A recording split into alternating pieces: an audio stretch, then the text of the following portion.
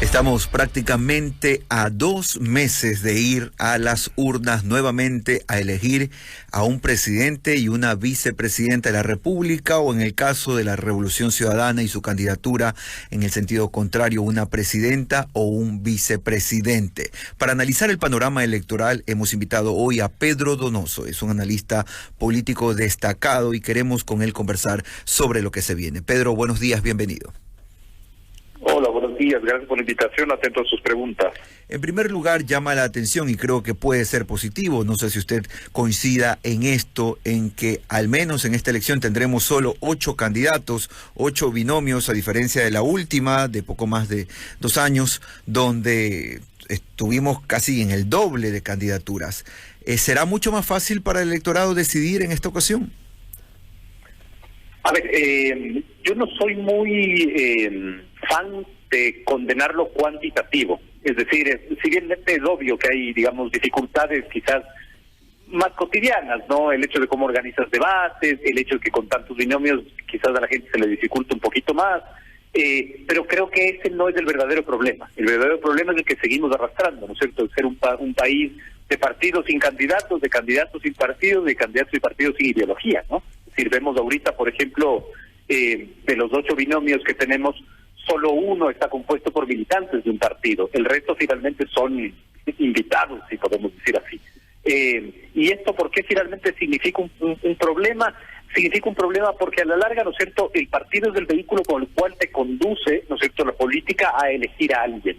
Y cuando el partido, por poner un ejemplo, tiene una visión de un tema en específico, de X, y el candidato tiene una visión de un tema en específico, Y, ahí es cuando hay rompimientos entre el candidato y el partido, y eso puede provocar, digamos, ingobernabilidad. Creo que ese es el tema más que deberíamos concentrarnos un poco más.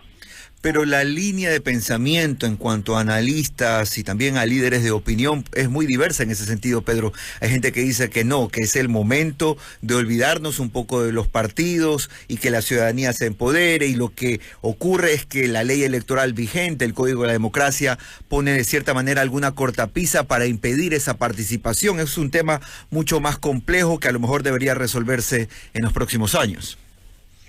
La democracia se basa en partidos políticos, es decir, sobre todo nuestra democracia y nuestro sistema jurídico vigente, ¿no? Los partidos políticos son los vehículos con los cuales la ciudadanía se organiza, ¿no es cierto?, identifica a sus actores, milita con base a una idea, a algunos conceptos, ¿no es cierto?, y propone sus propuestas, ¿no? Esta idea finalmente de que la ciudadanía se organice y sea electa solo se lo puede hacer a través de partidos políticos. Y la lógica es fortalecer los partidos políticos, ¿no? Entonces muchas veces se dice que ahorita, digamos, qué sé yo, las ideologías ya no importan, y las ideologías están más vigentes que nunca. Y solo para explicar a la audiencia, ¿no es cierto?, en nuestra visión, obviamente no es la verdad absoluta, pero es lo que como nosotros vemos, las ideologías son el cómo se va a resolver un problema. En un país sobrediagnosticados del qué, ¿no? Es decir, usted ve que todo el mundo repite el qué. Yo quiero bajar la pobreza, yo quiero dar trabajo, quiero bajar la inseguridad, pero la clave está en el cómo lo voy a hacer. Ahí está representada la ideología, y eso es fundamental, porque si el actor candidato tiene una visión del cómo y el partido tiene otra visión del cómo, usualmente hay quiebres que provocan, como le digo, ¿no es cierto?, gobernabilidad. Ya lo vimos en la Asamblea Nacional reciente, ¿no es cierto?, esta proliferación de asambleístas que se autollamaban independientes, que no existen asambleístas independientes, llegan por un partido político. Que se peleen, que renuncien al partido, que el gobierno los copte, esa es otra discusión. Pero en el Ecuador no hay posibilidad de ser independiente y hacer política porque se refuerza la idea de partidos políticos, y en mi criterio es lo correcto.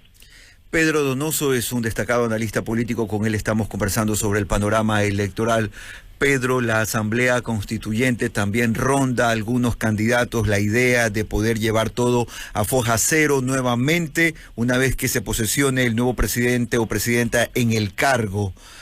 En su criterio, ¿la Asamblea Constituyente, una nueva Asamblea Constituyente, es la respuesta a algunos problemas de fondo en este país? La Asamblea Constituyente va a ser la disputa, ¿no es cierto?, de este año y medio. Cuando uno hace proyecciones políticas, lo que debe hacer metodológicamente hablando es plantear escenarios, ¿no es cierto?, escenarios de alta probabilidad, media probabilidad, baja probabilidad. Yo creo que el que se dé una Asamblea Constituyente es de media probabilidad, es decir, es medianamente probable que los ecuatorianos volvamos a las urnas en 6 u 8 meses, ¿verdad? Porque, digamos, la idea de una asamblea constituyente lo apoya Revolución Ciudadana e incluso también, por ejemplo, Yacu Pérez. Entonces, hay esa posibilidad. A mí me parece conceptualmente interesante. ¿Por qué conceptualmente interesante? Porque finalmente hemos pasado una pandemia de 2 años, ¿no es cierto? A veces nos olvidamos de aquello, ¿no? Es decir, estuvimos encerrados 2 años y creo que se necesita como refrescar finalmente o establecer nuevamente las reglas del juego.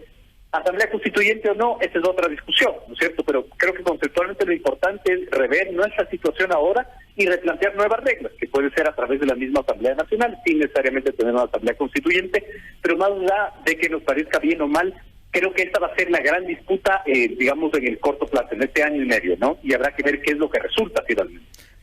Creo que hay que adecuar nuevamente lo que estamos viviendo, porque el Ecuador del 2023 no es el mismo Ecuador finalmente del 2010, cuando tuvimos una antigua constitución, o la constitución que está vigente ahora, digamos, ¿no?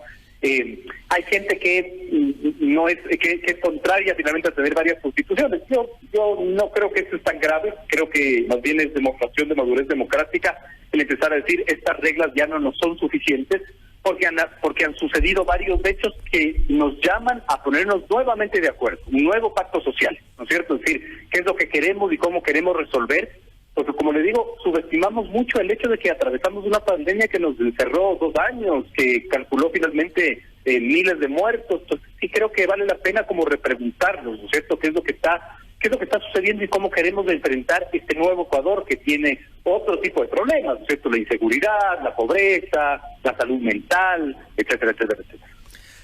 Pedro, ¿es esta una elección que se va a definir, como dicen algunas mentes expertas, entre una postura anticorreísta y los otros 7 candidatos que no están tan alineados a esa posición de la Revolución Ciudadana? A ver, digamos, en este proceso electoral a mí me gusta analizar en 4 dimensiones del proceso electoral, ¿no es cierto? Veamos. Los jugadores, la cancha en la que se juega, los equipos, es decir, los partidos políticos y la dinámica política, ¿no es cierto? Yo creo que en efecto el correísmo, anticorreísmo, en nuestro criterio es como un rompimiento, ¿no es cierto? Como un clivaje mentiroso, porque a la larga hay otros clivajes mucho más importantes, ¿no? Es decir, por ejemplo, en el Ecuador vamos a tener 3 papeletas, en Pichincha 4 papeletas, ¿no es cierto? La una de asambleístas, de candidatos a la presidencia, de Quito sin minería y del tema del Yasuní, que es importantísimo esto. Ya hay un candidato escondido, que es Leonidas Diza, que eso podemos hablar después, pero de una u otra manera hay clivajes que no se resuelven aún, como por ejemplo extractivismo, ambientalismo, que creo que también van a pesar y que incluso pueden pesar mucho más que el correísmo, anticorreísmo, a pesar de que no es lo que más comentamos, ¿no? ¿Qué quiere decir con esto? Que el correísmo, anticorreísmo es este clivaje mentiroso que es el que más se lleva a los titulares, pero quizás no es el que marca realmente la dinámica, por lo menos en la primera vuelta. Habrá que ver si en la segunda vuelta se reedita finalmente lo del 2021, aunque si nosotros vemos con lupa el 2021, Lazo a la larga no gana la presidencia teniendo una posición radical anticorreísta, sino yéndose un poco más al centro y no hablando específicamente del correísmo, sino hablando de otro tipo de causas, ¿no es cierto? Aligerando su discurso, digamos, dejando su postura conservadora, etcétera, ¿no? Entonces, creo que hay que analizarlo a más profundidad, pero de una u otra manera creo que el correísmo, anticorreísmo a veces nos engaña y no debería ser siempre el filtro con el cual analicemos los procesos, ¿no? En todo caso, Pedro, el Ecuador se alista para esta elección presidencial, que es una elección presidencial express, inédita, seguramente en la historia reciente de nuestro país. Los ciudadanos no tendrán, y eso lo dice mucha gente, la oportunidad de revisar las propuestas de 8 binomios, mucho menos conocerlos en profundidad. Nos vamos a decidir por gente nueva o, mejor dicho, por la vieja confiable. Yo creo que el ejercicio ciudadano de escrutar a los candidatos no es un ejercicio que se hace comúnmente, independientemente del corto o el largo plazo, ¿no? Mario Riorda, que es este teórico argentino, dice que las elecciones en Latinoamérica, ¿no es cierto?, son referéndums emocionales, son referéndums emotivos, dice él, ¿no? Y finalmente así sucede, y así funciona, lamentablemente, y esto se da por el efecto del populismo antipolítica, de la demagogia antipolítica, de creer que todo es culpa de los políticos, de los partidos políticos, cuando finalmente creo que los problemas en el Ecuador son mucho más profundos y más complejos, ¿no? Es decir, Hay que regresar a ver también la responsabilidad que tienen las élites. Cuando yo digo élites no lo digo respectivamente, sino los grupos que toman decisiones, ¿no? Las élites académicas, culturales, sindicales, gremiales, empresariales, mediáticas, etcétera, ¿no? Creo que de una u otra manera ojalá se den facilidades, ¿no es cierto?, para poder entender cuáles son las propuestas de los candidatos. En eso ha mejorado mucho la institucionalidad. El hecho de que, por ejemplo, en el Código de la Democracia ya se establezca desde, ¿no es cierto?, el 2021 la obligatoriedad de los debates, ya es una gran, digamos, avance, porque la gente puede escrutar con base al debate finalmente quiénes son los candidatos, etcétera. Pero claro, aún nos falta mucho como ciudadanía y como sociedad madurar democráticamente, y es totalmente entendible. Si la gente está preocupada de cómo trabaja, de cómo vive y cómo sale a la calle sin que le maten, creo que es un absurdo pedirle que además tenga que escrutar finalmente las posibilidades y las propuestas de los candidatos. Pero creo que de eso se trata la democracia, ¿no es cierto?, ir madurando de a poco. Queremos agradecer a Pedro Donoso, analista político ecuatoriano, revisando aquí en Así Amaneció cómo está el panorama electoral, las tendencias respecto a estos 8 binomios que aparecerán, si no hay ninguna novedad, en medio de la revisión de estas candidaturas en el CNE, en la próxima papeleta que los ecuatorianos tendrán enfrente el próximo 20 de agosto.